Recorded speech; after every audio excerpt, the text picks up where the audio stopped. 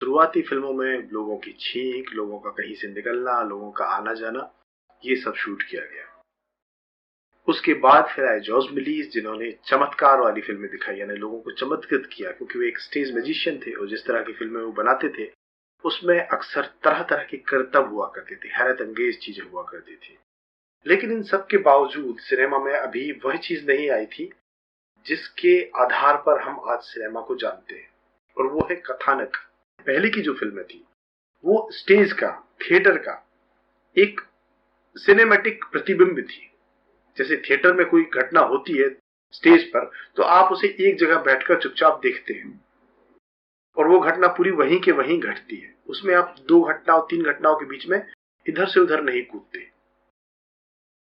क्योंकि आप स्टेज पे एक सीन से दूसरे सीन में सीधे नहीं जा सकते। लेकिन सिनेमा में ये पॉसिबल किया गया, और सिनेमा में ये पॉसिबल किया एडविन एस पॉटर ने पहली बार अपनी film life of an American fireman में। एक फायरमैन आग लगी हुई बिल्डिंग में अंदर जाता है, वो लोगों को बचा रहा है, और उसके बाद कट होता है वो खिड़की से बाहर उतर रहा है, सीढ़ी से उतर रहा है। इसके बाद इन्होंने एक और फिल्म बनाई, द ग्रेट ट्रेन रॉबरी, जो कि बहुत ही प्रख्यात फिल्म है, इसका बहुत नाम है। और सिनेमा के इतिहास में ये ट्रिप टू द मून के बाद दूसरी ऐसी सबसे महत्वपूर्ण फिल्म है जिसने सिनेमा को एक कदम आगे ले जाने में बहुत महत्वपूर्ण भूमिका निभाई है। इस फिल्म में शुरुआत में कुछ डकैत आकर एक रेल रोड इंजीनियर को न्यूट्रलाइज करते हैं, यानी कि उसे बांध देते हैं। उसके बाद हम देखते हैं कि ये डकैत जो है वो वहां पहुंच जाते हैं जहां ये ट्रेन की रॉबरी कर रहे हैं, ट्रेन की डकैती का काम कर रहे हैं। और जब ये डकैती चल रही है, फिर उसके बाद क्या होता है कि हम देखते हैं कि वो जो रेल रोड इंजीनियर बंधा हुआ था, वहां पर उस कमरे में एक लड़की आती है, छोटी सी बच्ची, और वो उसके बंधन खोल देती है। और ये जो रेल रोड इंजीनियर है ये जाता है एक तीसरी जगह जहां पर नाच गाना चल रहा है। इसके जो साथी हैं, रेलवे के जो गार्ड हैं, वो नाच गाने में व्यस्त हैं, उन्हें वह आगाह करता है, और वो सब लोग जाके फिर डकैतों के पास जाते हैं। फिर एक मुठभेड़ होती है और अंततः डकैत भाग जाते हैं। ये दुनिया की पहली वेस्टर्न फिल्म भी कही जाती है। लेकिन इसमें जो खास बात है वो ये है कि इसमें आप तीन जगह चल रहे, तीन घटनाक्रमों के बीच में कथानक को बुना हुआ पाते हैं। एक जगह वो है जहां पर रेल रोड इंजीनियर है, दूसरा वो है जहां पर गार्ड नाच गा रहे हैं, और तीसरा वो है जहां डकैती चल रही है। और गार्ड जब नाच गाने वालों को जगा रहा है तब भी डकैती वहां पर चल रही है। तो दो घटनाक्रम हो रहे हैं जिनको आपस में इन्होंने मिक्स किया है। ये सिनेमा में पहली बार हुआ था। और इससे पहले इस तरह के जितने भी उदाहरण फिल्मों में आए उनमें अक्सर लीनियर स्टोरी होती थी, यानी स्टोरी में एक क्रम से कहा जाता था, पहले ये हुआ, फिर ये हुआ, फिर ये हुआ, फिर ये हुआ। आप किसी सीन पर वापस लौट के नहीं आते थे एक तो, और अगर आते भी थे तो वो सीन उस जगह पर घट रहा क्रम में आया हुआ दूसरा सीन होता था, ना कि उस समय जो बाकी की घटना है वो कहीं और घटती जा रही है और आप यहाँ पर ये सीन इस जगह की स्थिति का देख रहे हैं। ये जो चीज थी ये नई थी सिनेमा में।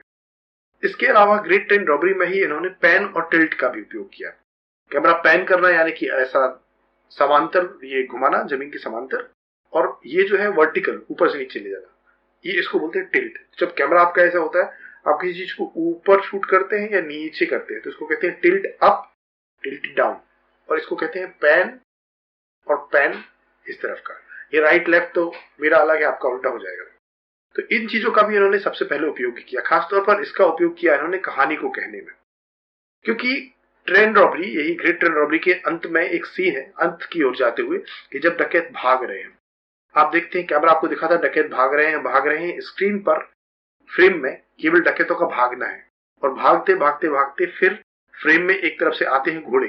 घोड़े फ्रेम में नहीं आते, दरअसल फ्रेम खुद मूव होके जाता है और घोड़े दिखते हैं। तो फिल्मकार जो है वो आपको एक कहानी कह रहा है ऐसे कि, और फिर वो डकैत भागे भागे भागे और वे पहुंचे घोड़ों के पास।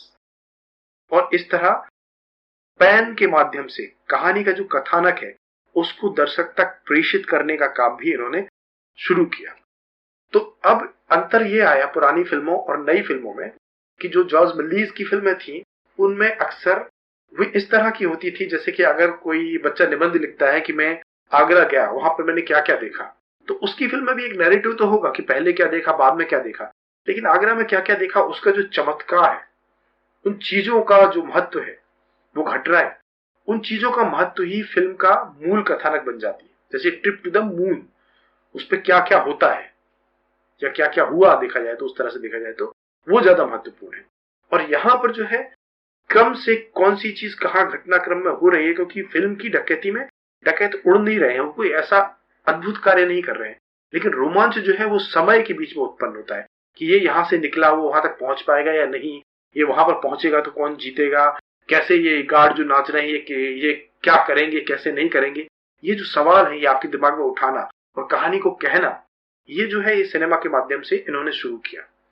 और उसके बाद जो फिल्में बनी उसमें कथानक ज्यादा महत्वपूर्ण होने लगा, यानी कि घटनाक्रम जो है फिल्म का, जो कहानी है उसके आधार पर उस कहानी को कहने के लिए सिनेमा का उपयोग हो रहा था, ना कि सिनेमा आपको सिर्फ अद्भुत चीजें दिखा रहा था। अब सिनेमा आपको ये नहीं दिखा रहा था कि सिनेमा क्या क्या कर सकता है, बल्कि सिनेमा आपको वो कहानियां बता रहा था जो उस लेखक ने लिखी है, उस डायरेक्टर ने डायरेक्ट करके आप तक पहुंचाने का एक प्रयास किया है। और सिनेमा यहां पर एक भाषा के रूप में आ जाता है। तो इस तरह से एडविन एस पॉटर ने सबसे पहली फिल्म ग्रामर बनाई, सबसे पहली फिल्म की भाषा बनाई। इन्हीं के एक एक्टर थे, इनकी फिल्म में काम किया था उन्होंने, वो थे D.W. ग्रिफिथ। ग्रिफिथ ने आगे चल के पॉटर के ही रास्ते पर जाते हुए एक विस्तृत फिल्म ग्रामर बनाई, जिसको आज भी फॉलो किया जाता है, जिसके आधार पर हम डिसाइड करते हैं कि कैमरा कहाँ रखना है, कहाँ नहीं रखना है, उसके तमाम नियम कानून, क्या रखने से क्या प्रभाव होता है।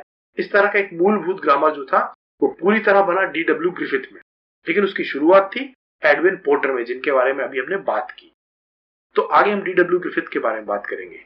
एक और चीज जो इन्होंने बहुत महत्वपूर्ण की एडविन पोर्टर ने, वो थी कि इन्होंने सबसे पहली बार फोर्थ वॉल ब्रेक की थी।